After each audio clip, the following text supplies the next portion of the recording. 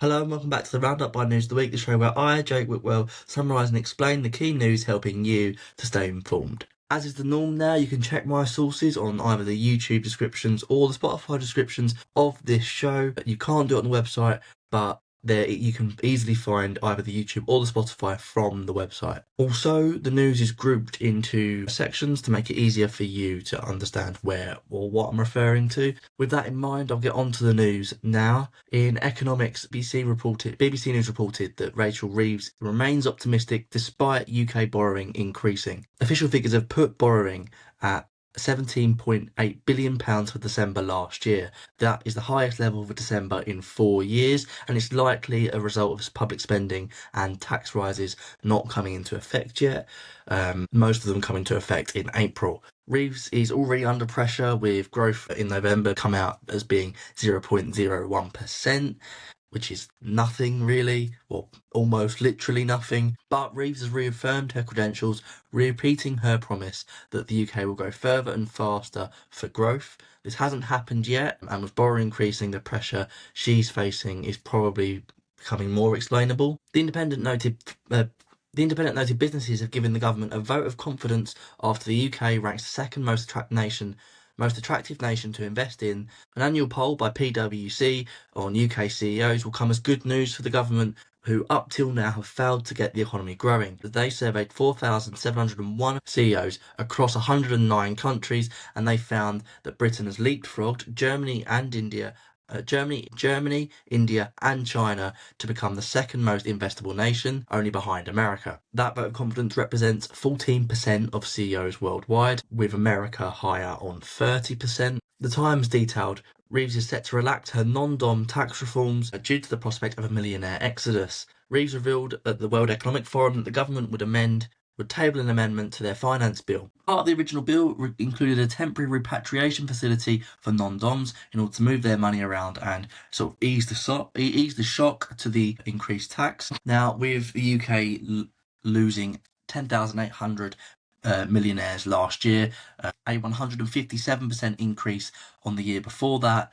This is significant. What they've done is that that temporary repatriation facility will be expanded to allow more non-doms to use it, in the hope of retaining those millionaires in the country who pay a lot of tax. Reeves also set about to ease concerns over double taxation, saying that these people won't be subject to taxation in the UK and their country of origin. The Telegraph noted a Labour MP has called for a wealth tax to be implemented on the richest families. Brian Leesham has called for a 2% tax on families worth that much, worth £10 billion. 30 MPs supported this measure, including Labour MPs and former Labour MPs like Jeremy Corbyn. It's also supported by peers across the House of Lords, and they've speculated it would raise £24 billion and make the tax system fairer, as well as allowing more to be spent on public services. Reeves said there's no plan for a wealth tax though, and that the government is already going for growth and investing in the public services. Experts like Tom Shelby of AJ Bell said this would disproportionately affect people with assets but not very much money, compared to the really, really rich who have both, and the people who don't really have very much of either. And that concludes all the news I got for economics. The Guardian detailed ministers have pledged an overhaul to terror legislation following the Southport attacks, or following an outcry from the Southport attacks. With the sentencing of the Southport killer this week, there have been renewed interest in UK terror laws.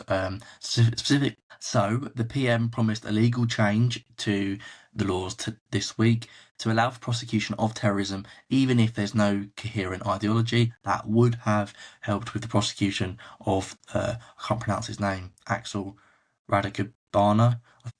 HuffPost also covered the Southport killings, and in the aftermath of the sentencing, Reform UK MPs Richard Tice, Rupert Lowe and Lee Anderson have called for a national conversation to be started around the resumption of the death penalty in this country. Response number 10 said that the death penalty was criminalised more than 50 years ago, and that there were no plans to go back. It also noted that Parliament has voted multiple times in free votes, that's without whips, that they did not want to return to death penalty, so it likely won't happen. I mean, the pressure that Reform UK are making on it is kind of minor. The government are instead opening an inquiry which they have called comprehensive, the first step of which is to meet and liaise with families of the deceased in the Southport murders to sort of establish better practice and also comfort for those families. The Independent noted a peer has expressed concern over online safety legislation. Baroness Kidron said a child is no match for the billions of dollars that are spent on hijacking their attention.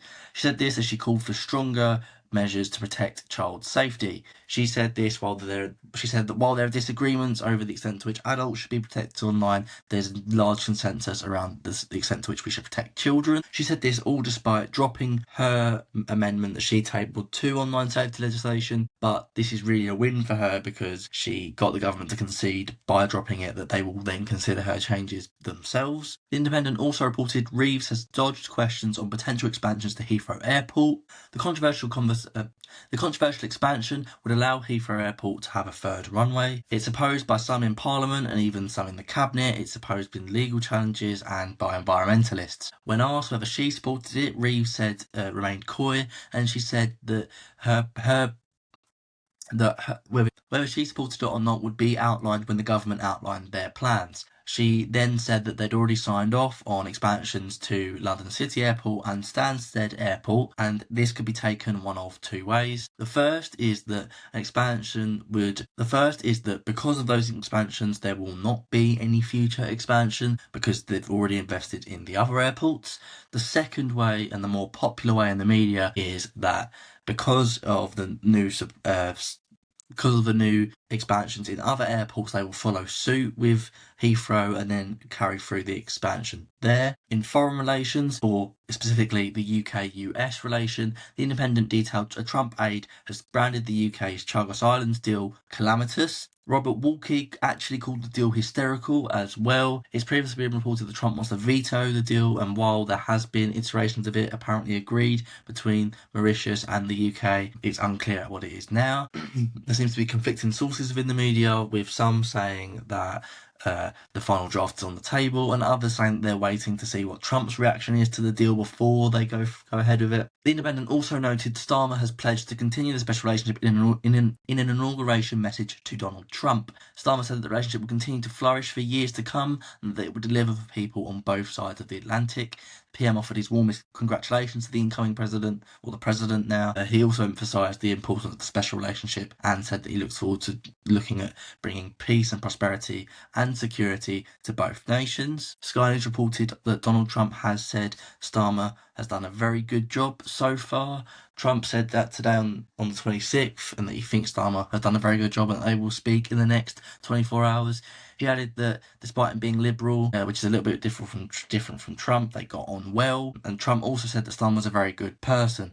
The Independent detailed insiders have said Trump's team are in a stronger position to negotiate with the UK over a trade deal due to the UK facing economic turmoil. The insider was Andrew Howe of the Heritage Foundation, which helped draft some of Trump's policy, and Starmer has concluded on his side that he wanted a trade deal with America, and the UK Treasury Darren Jones has said there's loads of things, there's plenty of deals to be done. In EU relations, Sky News noted the business secretary has hinted the UK could join the European Trade Area. This is Pan-Euro Mediterranean Convention, which allows for tariff-free trade across Europe and some of Northern Africa. There have been some signs by the government that they could do this to further the Brexit reset whilst maintaining separations from the customs union or the single market. In defence, The Guardian detailed Royal Navy ships were mobilised to the North Sea in response to a Russian surveillance vessel in the area. John Healey, the Defence Secretary, said the ships were mobilised to respond to the spy ship,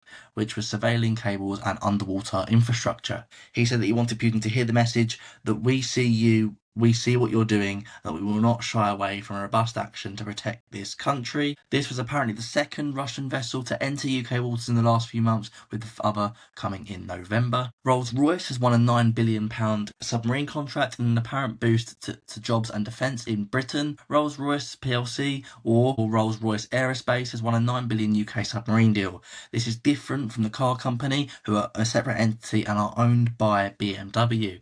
The company has won an 8-year deal deal with a contract that will see it design, make and provide support services on nuclear submarines. This will strengthen the UK's naval defence capabilities, as well as benefiting the AUKUS deal, which involves Australia and the US as well. It's been described by the Defence Secretary as a unity contract, which will apparently save the country £400 million by combining multiple contracts into one bigger contract. In global news, Reuters reported Israeli soldiers have been swapped for 200 Palestinians in the North Gaza, and that North Gaza has been shut with one hostage still being held. So what's actually happened? That's a lot in that headline. Hamas freed 4 female Israeli soldiers in exchange for 200 prisoners, but the delay in freeing a 5th hostage prompted Israel to respond and block North Gaza. This was the second stop of the ceasefire, and the Hamas hostages were led onto the podium in Gaza City, where they were then promptly taken away by American Red Cross vehicles and then delivered to the Israelis. The mutual release was reportedly met by applause on both sides, but the Hamas have now said that Israel's blocking of northern Gaza constitutes a violation of the ceasefire deal. So we'll see where that goes from here. On Gaza, Reuters also covered aid, saying that there's been a large drop in aid delivered to Gaza since Friday.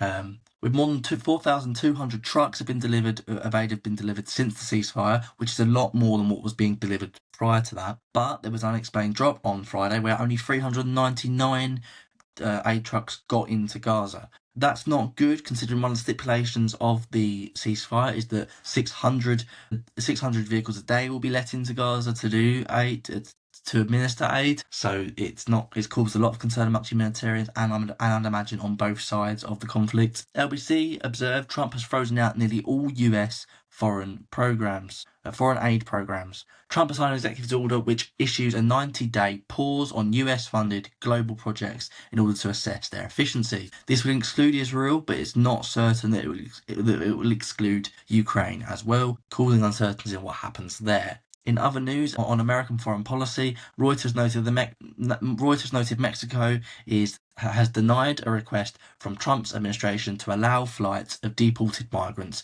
to land in Mexico. Flights to Guatemala went ahead this week, but Mexican ones have been delayed. The Mexican officials did not give a reason on why flights weren't allowed to land, and it's unclear how this plays out because Trump has already threatened 25% tariffs. In other news, I didn't categorise the standard detail. Rishi Sunak is set to take up jobs at both Oxford and Stanford in the USA. Sunak is set to take up a job at Oxford's School of Government as a member of its World Leaders Circle, which is seemingly a research-focused role. He's also set to join the Hoover Institution, a think tank based in Stanford, which is held in the USA. He will remain an MP on the Tory backbenches. He's not the first to take this sort of step into education. George Osborne did it, and so did Tony Blair. BBC News noted that benefits cheats could be stripped of their driving licences. Those convicted of benefit fraud who fail to pay back their stolen money or have debts of £1,000 or more could be stripped of their licence for 2 years